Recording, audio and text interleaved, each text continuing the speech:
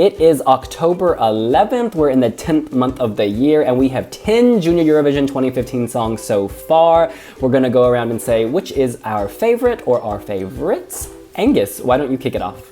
My favourite is Ukraine's Anna Trincha. I love the dress, I love the power of the thing, and I think it's a really powerful song because the lyrics are so modern. Like there's that whole thing about like war being senseless and like we should embrace hope, which I think speaks a lot about the current situation in Ukraine. And I think it's very brave of her to take on a song that has such a mature message, because you think of Junior, some countries I think tend to kind of dumb it down and go for more like silly songs, whereas this is actually very powerful and very moving.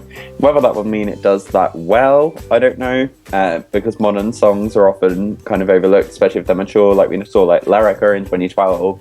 It's like my classic example of like a really cool, like up-tempo mature song getting kind of overlooked. So we'll see what happens, but I love the song, I love the staging. I think she has a super powerful voice, and this should be Crane back in the top 3 at Junior Eurovision for sure.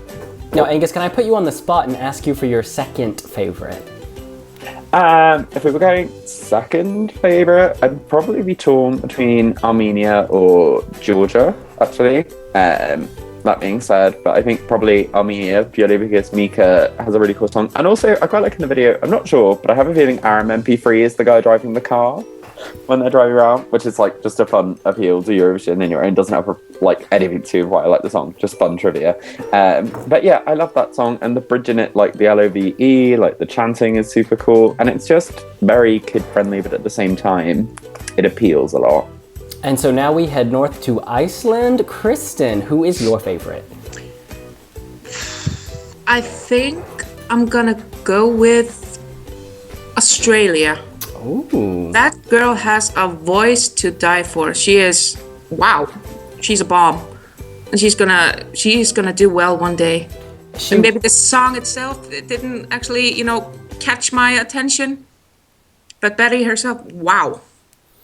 Yeah, I'm really torn about this. Like, I love the song and her voice, but I just don't think it's a Junior Eurovision song. I mean, as you can read on wiwibloggs.com, it was actually written for the winner of The Voice Australia, and then will.i.am said this isn't right, and so they ended up giving it to a 13-year-old girl. So it's not the most organic song. I think the message fits for 13-year-olds, but I just don't know how my girls, it's like, yeah. Like, how do you think European kids will react to this song? Well, it's difficult to say, really. I hope they react well to it, because it just has those message, friends for life and BFFs and everything. I think that speaks to kids and adults as well, if you want to go that way. Angus, I just think that girl is she's amazing. Now, Angus didn't mention Australia. I'm curious what his thoughts are. I have to say I'm a little bit underwhelmed by it, purely because like everyone's like, oh, Delta Goodrum's wrote it, who's like a hugely successful like singer-songwriter in her own right, and I kind of expected Neighbours? more. Yeah, she was in Neighbours. She's gorgeous.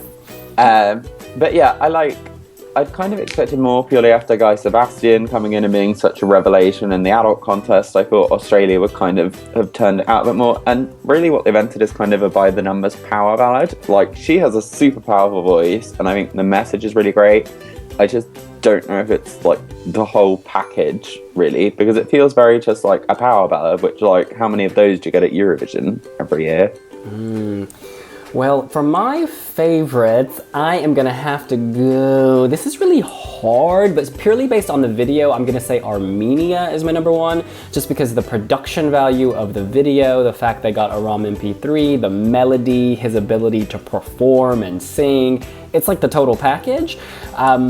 But that said, I feel like live, the mixture of voices in Georgia that we will get could tip it in their favor.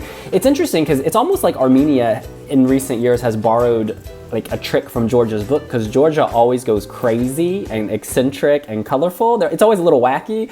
And then last year, Armenia did that with Betty, and this year they're doing it with Mika. So it's like, I don't know, they're competing with the same game, I guess you could say. And it's gonna be curious. It's really gonna come down to who does it better live. And you know, we haven't heard that much of these kids live. I haven't heard any of the Georgian kids live. We've heard Mika do a cover of Mon Zomerlove and it was amazing. So I just don't know. But my third would probably be Australia or Albania. And I know y'all are gonna look at me like, WTF, but Albania, we always say this, it's very Disney, very Lion King, and I really like that. Like, I think a kids contest should have kids songs.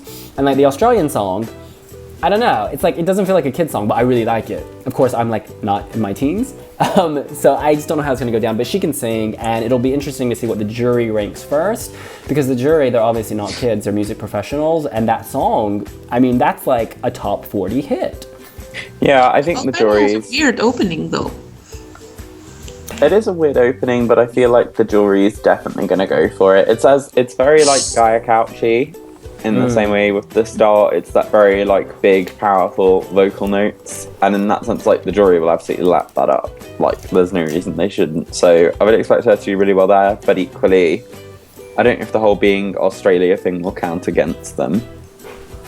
But I'm gonna go out on a limb here for the second favorite. I'm actually torn between Belarus and Russia.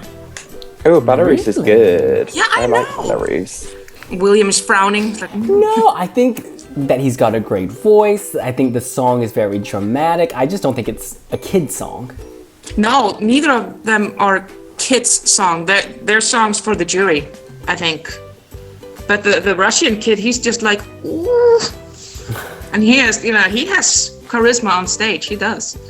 And I like the song. I think I'm always a sucker for, a power ballad. Final question. Who is going to win? Not who do you want to win, but who is going to win? Angus. If I'd had to say now, I would say Armenia are probably going to take it. Yeah, Armenia or Georgia. Yeah, I'm gonna say Georgia or Armenia.